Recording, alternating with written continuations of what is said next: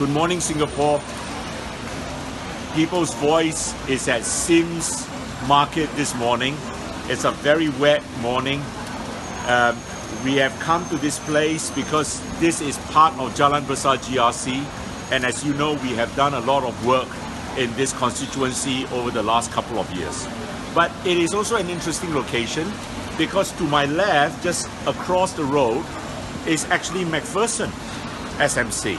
And behind me is actually Potong Pasir SMC. So in the coming years, we are going to be around this area a lot. Yeah, I assure you. We have another team this morning in Pasir Drive 6 and Drive 4.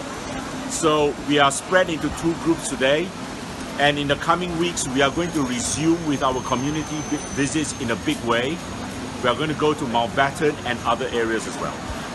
And I hope to see all of you there. But I want to say something today about the whole uproar which has been caused by this statement by Lim Tean in Parliament on Monday about the use of the TraceTogether information captured on the app. Now, you know what the PAP are doing? They are now scrambling to patch up the pothole, all right? And yesterday, you saw the announcement that they are now going to rush through emergency legislation to define what are serious crimes in which the police can make use of this information. That is not the point, my friends. As I said a few days ago in a post, the issue here is the broken trust.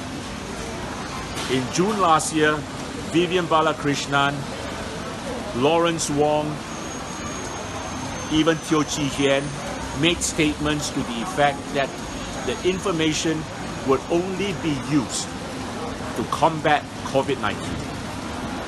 But they have now done a U-turn, haven't they? And this is a government that is famous for U-turns, right? Over the years, what have they U-turned on? They have U-turned on your CPF. They have U-turned on your HDB. During the COVID saga, did we not see the biggest U-turn? At first, they were telling you not to wear masks, no social distancing needed, no need to work from home. And then in April last year, Lee Hsien Loong made that dramatic U-turn. So this is a government of chaos. This is a government that you cannot rely on for its word. And the issue here is a government should never place itself in a position where its word cannot be trusted. My friends, they have come up with a lot of bogus reasons. You know, one of the excuses they make is, oh, you know, if you're not going to commit a crime, why are you afraid of your information being used? That is not the point.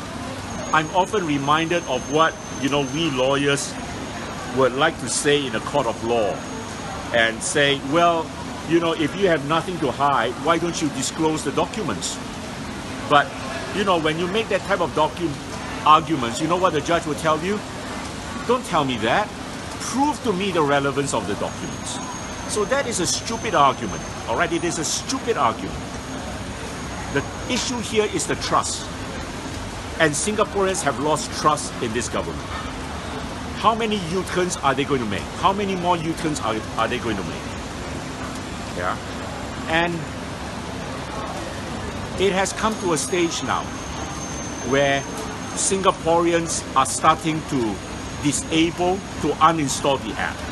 And you know, that is a bigger threat to our public health because this TraceTogether app was meant to help us stay safe and combat the pandemic. But as a result of the government having broken its word, we are going to be less safe. And isn't that the consequence which we have experienced for far too long? CPF back at 55, and now what? Your last payment of CPF at the age of 90. Even more drastic was the HDB. It will increase forever in value. And now you're looking at zero value at the end of 99 years. How many people have lost out financially because of their broken words, their broken promises? So, my fellow Singaporeans, I think we have tolerated this government for far too long. We have tolerated them for far too long with them breaking their promises constantly. I ask you now, it is not a matter of just your civil liberties being involved here. It is time we take this government to task, we hold them to their word, because a government's word must be sacred and unbroken. Thank you very much. Thank you.